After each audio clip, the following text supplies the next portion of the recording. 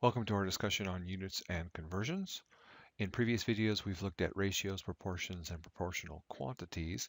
We're going to see how doing unit and unit conversions is pretty much just another example of those kind of processes.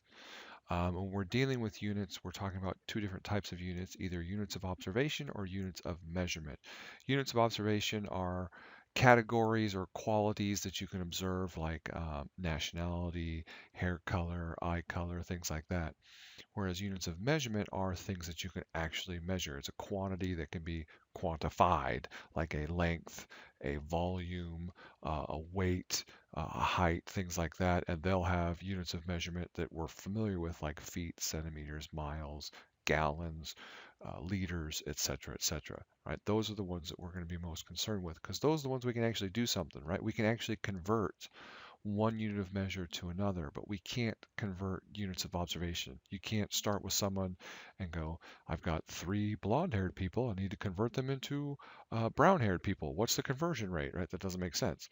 So we can only convert units of measure. Now, the metric system is really easy because everything is powers of 10. The US system is really crappy because nothing is standard.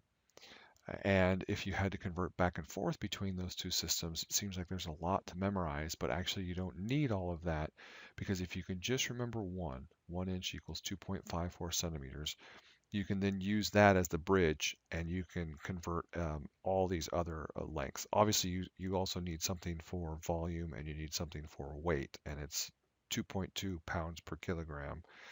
And then volume, you can actually use centimeters because um, gallons are based on cubic inches and liters are based on cubic centimeters. So you can actually do a liquid or volume conversion with this same conversion as well. It's just kind of nice not have to memorize all of these. Okay, if we had to convert something like for this, we have to convert from 5 feet into inches and then 5 feet into centimeters. We can use the ratio table, and that's similar to the table technique we used when we were doing ratios and proportions, in previous videos. And it's a great technique and it totally works. But I tend to like what I call the conversion line. It's my own technique that I developed, and it just seems a lot easier and simpler and more straightforward than these ratio tables. And it simply is exactly what it sounds like. It's just a table, I'm sorry, it's a line, a conversion line, and you're just going to convert things top to bottom. What you have to do is just think of the line as a big fraction, right? And each one of these segments are fractions. And if you um, multiply two fractions, and the second fraction is equal. Like, so if I take a fraction and multiply by 5 over 5, isn't the new result still the same? Yeah, it's still equal. So each of these new fractions has to be something that's equal to 1. You start with what you're given, 5 feet. And now I want to convert it from feet to inches. Well, so I try inches and I ask myself, is there a conversion from feet to inches? Yeah, 1 foot equals 12 inches. And now, because like all good fractions, if you have something on the top and bottom of a fraction, they cancel out, and you get 5 times 12, and your answer is simply 60 inches. Okay, if I want to go to centimeters, well, I saw that 1 inch equals 2.54 centimeters. And again, because they're fractions, like things cancel, and then you do 5 times 12, 60, 60 times 2.54, and you get 152.4 centimeters. Same thing that we got down here. It just seems to me a little cleaner and easier to do it with just the line, right? Conversion line rather than a ratio table. It's up to you. I'm going to show you a couple more examples and you can decide which way you prefer. So how about we try and convert, right, 120 euros to dollars using this ratio?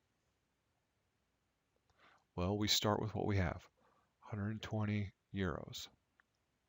And then our conversion is going to be euros to dollars. Since I have euros up here, I need euros down here, and I want to bring in dollars.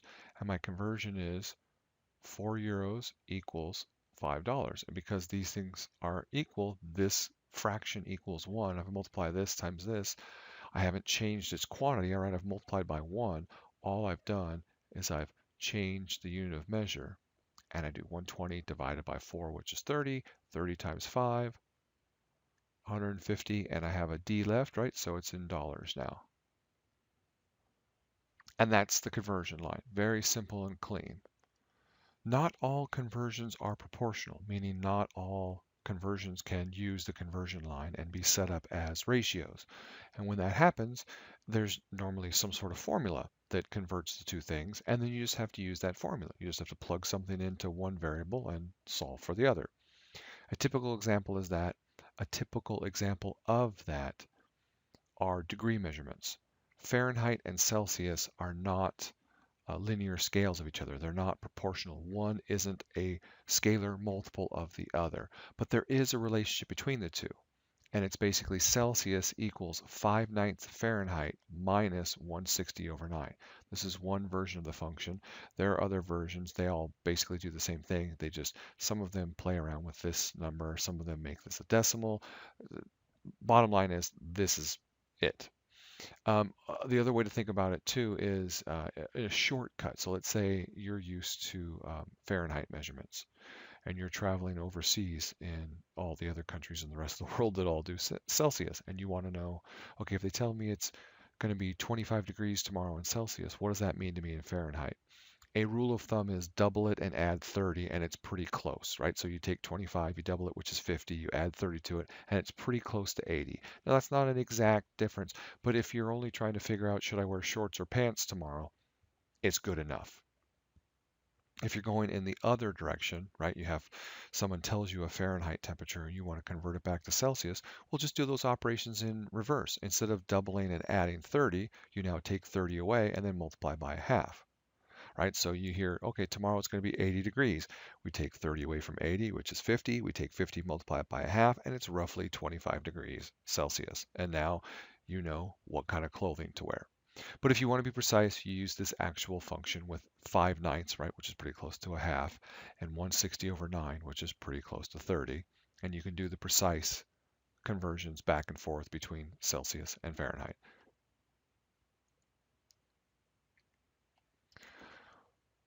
There are two types of units.